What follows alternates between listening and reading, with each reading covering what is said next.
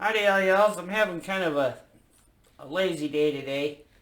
Um, I, you know, you guys know I play a lot of Pakistani parlor pipes and bagpipes and stuff like that. You haven't heard me play my great pipes. Um, that's good. I got new cats to the house and they have adjusted well to the practice pipes and the parlor pipes and everything like that. But I haven't really had a chance to test my cats out on the Great Highland pipes, which I don't really want to lock them into a room because what they do is they come out and they try to protect me when there's really loud noises, and that's a good thing because that means my cats like me. But the the only thing is it's really distracting because they're bugging me because they're trying to get me to stop because they're afraid I'm getting hurt. Cats. Okay. I've had cats my entire life. But anyway, but this video is about bagpipe consumables. Now here's the thing. I know that everybody has a thing with Pakistani bagpipes. Or not everybody, but a lot of people. And that's okay, and I understand. And I'm not trying to be a rebel. I just like the way they sound. They actually sound good to me. So, and plus I know how to set them up. But the thing is, it boils down to consumables. You know, you buy a set of bagpipes. Most people only, well, I don't know. Most of the people I know have multiple sets of bagpipes, and I know one person who rotates through pipes.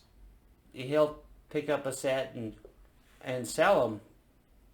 And to be honest, you know, if I could find a really good set of pumpkin kintails, I would probably, no, I would use them. But I have different sets of pipes that have different tones for different things. So, in a way, sets of bagpipes are kind of consumable, but because people rotate a lot, but I have my set of pipes that I want already. But the thing is with consumables, almost all of my stuff, and I feel kind of bad because there is one piper who makes chanter reeds, and I can't think of his name at the moment, but he lives in Southern California, and he used to play with the LA Scots. I don't know if he still does, and he makes his own chanter reeds, and I've never bought any from him because, well, his quality is good. I've never heard any complaints about it or anything like that. I've just never had the extra cash at the time when I needed chanter reeds, and I have my own go-to reed makers. And they're from Scotland and other places, and they make fantastic reeds. But the thing is, because I've pretty much got more than enough pipes, bagpipes, that I don't really need to buy anymore. So I don't consider bagpipes a consumable. But what I do consider consumable are chanter reeds, hemp, seasoning, bagpipe seasoning, other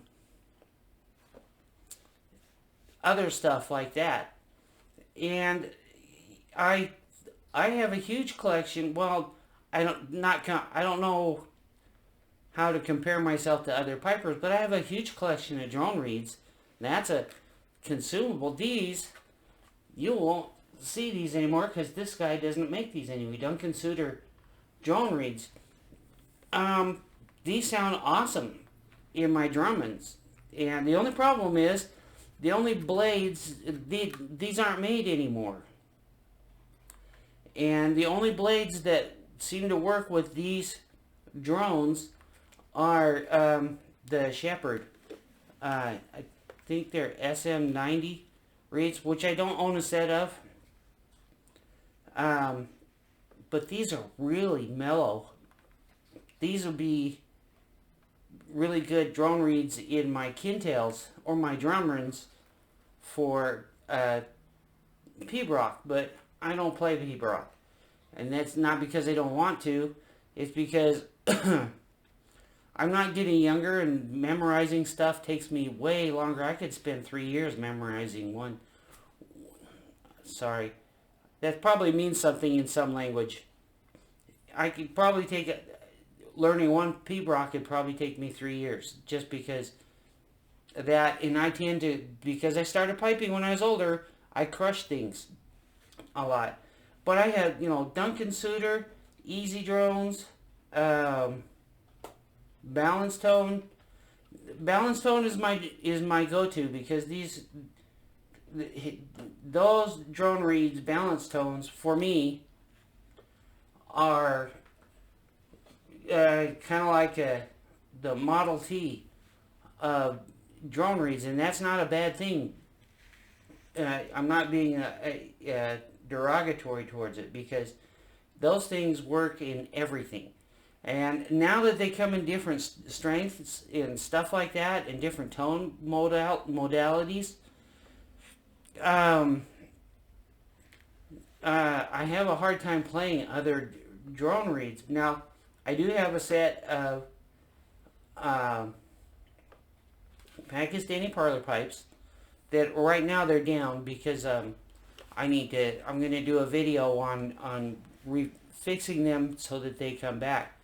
Well, Easy Drones in this particular set of Pakistani bagpipes are so well blended that when I was at the Queen Mary, and I just brought these pipes with me because I was needed to practice, and the bores were shrinking and the wood was still moving around. But the thing is, these tone of these pipes, I had people coming up to me asking me, what brand are these? And they're flat combed bagpipes, and the wood is really, really, really dark. You can't see the grain, and they're heavy.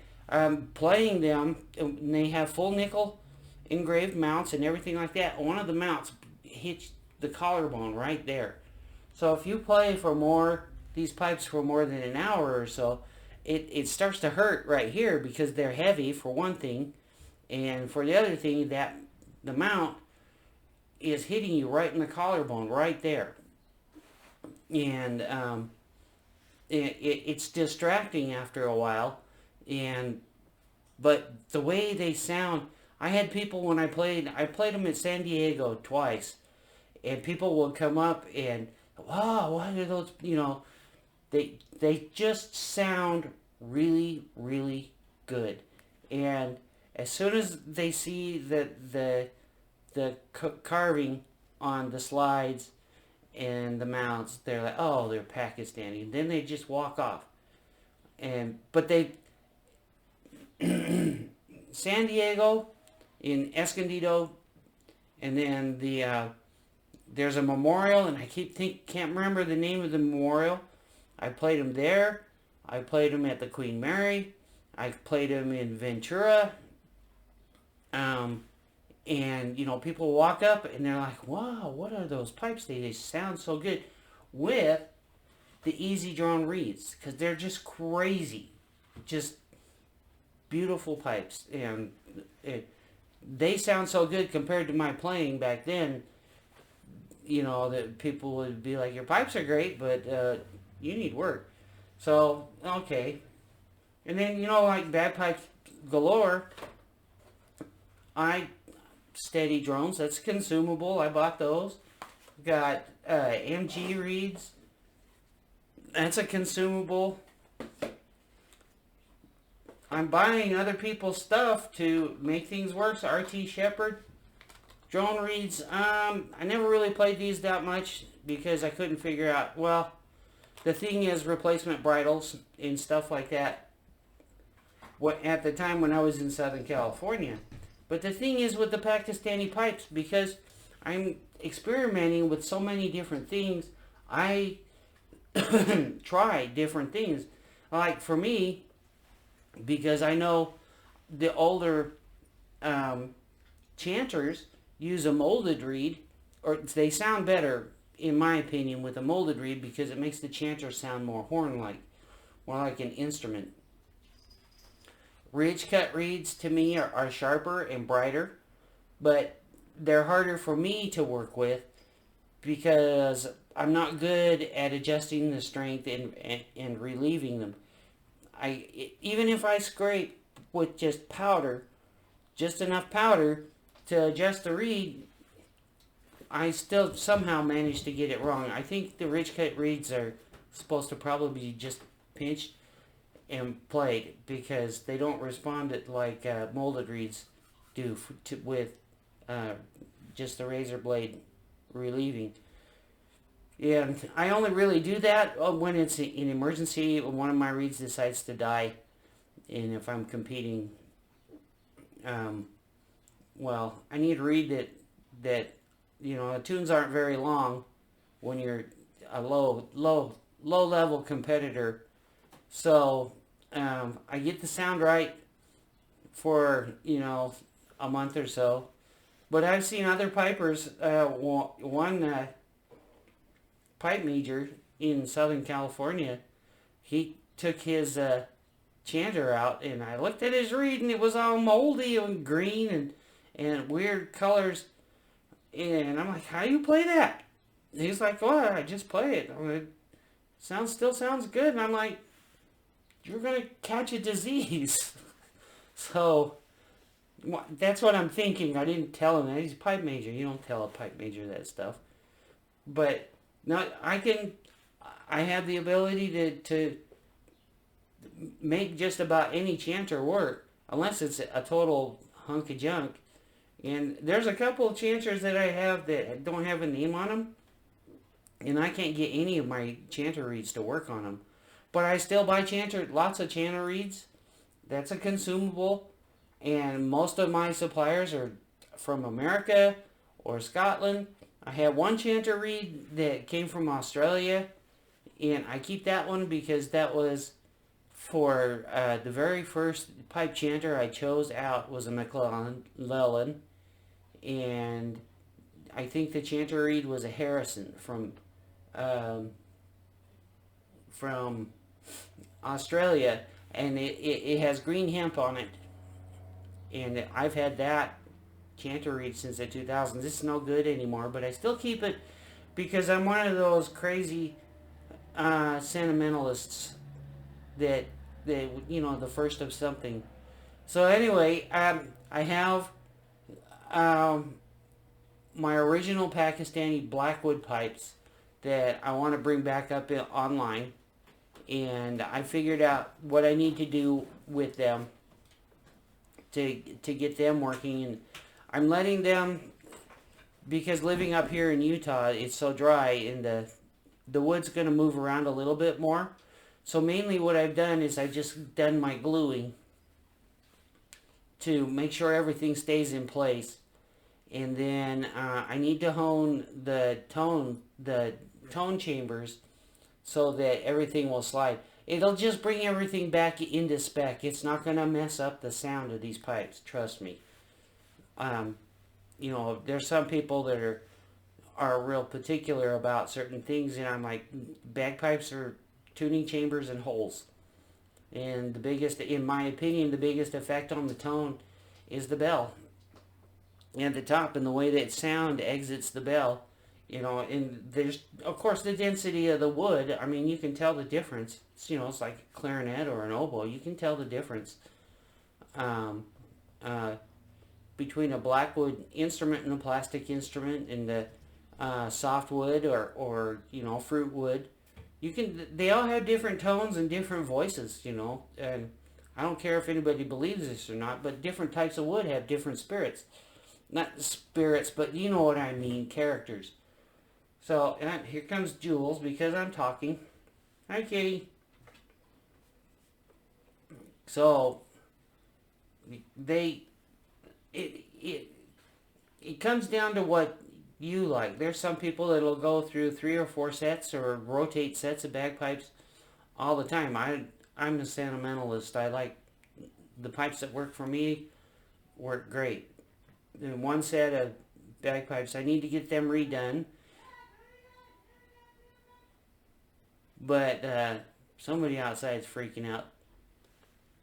I live in kind of a weird neighborhood. You guys have heard street racers. People walk up from the creek. You know, it's a high pass-through area. But anyway, so that's my kind of short video. Well, 15 minutes. But see, the thing is, if you don't like the Pakistani bagpipes, that's okay. You know, I'm still going to play them. But I'm supporting the rest of the piping community through the Consumables. Wow, that's only got one dronery, but that's a balanced tone gray one. And I have a full set of balanced tone black drones, which I think were their first issue. And then I have some Crones, which I actually found the Allen wrench for, and I've been told it's just actually just a quarter-inch one. Those sound really good in my drum runs. The only thing is, my drum runs have kintail bores, so they have that big sound, and I have a Crone phenolic chanter, which was hugely loud. And I'll tell you what, in a crowd, those pipes speak because they're so loud and they got that big sound, and the people love them. And when the weather's right, when the tuning's right, and the chanter's right, man, that's those are rocket ships. So anyway, thanks for watching. I'll probably post something later today. I don't have anything going on. I got a check in the mail. I don't know why I got a check in the mail, but I need to go deposit it before it turns out to be not a check in the mail. And then that's about it. So anyway, thanks for watching. And if you're new to my channel, so subscribe and notify. All right, I appreciate it. It's not that I don't care. I like it that way. I don't make money off this channel, so I just can't wait to get back to work. And yeah, well, the thing is, I got my farmer's tan here. Or well, you can always tell a driver because the driver, well, depends upon the country you're in.